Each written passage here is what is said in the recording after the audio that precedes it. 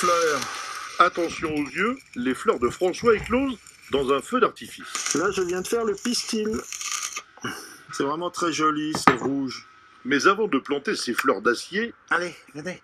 il y a des obligations animales dans ce drôle de jardin. Oui, allez, viens. Il faut nourrir les bébés chats trouvés et les volailles. Allez, venez, hop. Oui, là, elle appelle ses petits, là.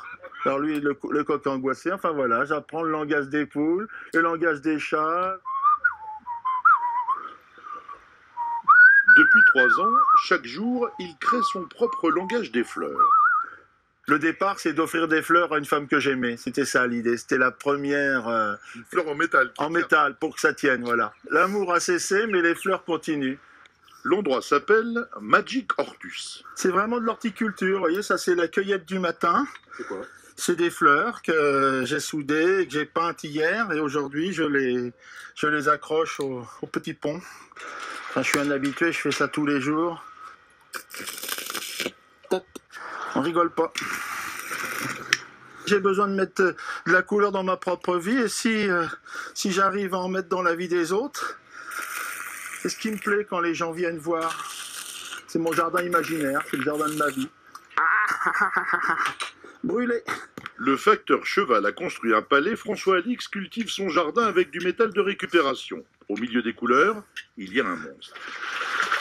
Voilà, il sort de temps en temps et on a l'impression d'un monstre marin ou d'un serpent des mers qui sort et qui bouge. Regarde là.